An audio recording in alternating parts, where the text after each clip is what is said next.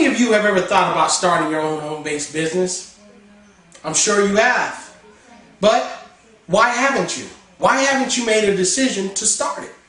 Or you might have started it, and yet you worked it for so long, like so many people do, and then you just quit. Because obviously it's not easy running your own business, but it's not easy going to work every day worrying about if you're going to have a job either. You know, I'm reminded of a time in my life where I worked and I devoted all of my time and my attention to do the best that I possibly could for my employer and committed to achieve the highest level within the company. And one cloudy day, I got fired. That's right, they fired me. How many of you have ever been fired? Hell, it's a terrible feeling. You ask yourself, well, what did I do? Was it my fault? Or in many cases, it was never your fault. It was just a corporate downsizing. You know how that corporate downsize is. They do so much for so long, and then once the business turns, then you have to gradually break down and let go individuals. What a terrible feeling. I've been on both ends. Yeah, I've been a sales manager also. And I had the responsibility of calling people into my office and sitting them down and saying, hey, you know what? Unfortunately, I gotta let you go.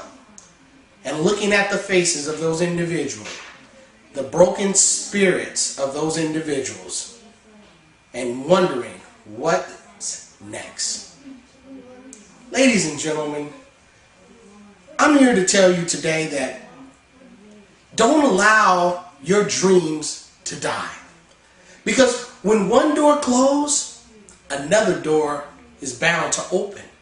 And I found myself during those troubled times when I got fired that the greatest opportunity was waiting for me on the next side. And that opportunity allowed me to excel. And that opportunity was starting my home-based business. That's right, doing my own thing. Now, don't get me wrong, it's not easy, but yet it's my business. And I'm excited about the opportunities and the possibilities ahead. In order to do that, ladies and gentlemen, you need a team. You need people that will support you. You need mentors. You need associations. You need cooperation. You need to utilize all of your networking resources and go for it. A lot of times you may not know which direction to go because it's hard. Or you might be worried, well, what is my peers going to think? Another one of those things. What is my family going to think? How am I going to make it? You know what that's called? It's fear. You know, my favorite book tells me that God did not give us the spirit of fear, but of a sound mind. And that we should never fear. Because fear, ladies and gentlemen, is false evidence appearing real. What I want you to do today is to replace that fear with the word focus. Because what I've learned over the last years in my life, being on both ends, that when you focus, you can do anything that you set your mind to. And you must never quit and never give up on that focus and that goal.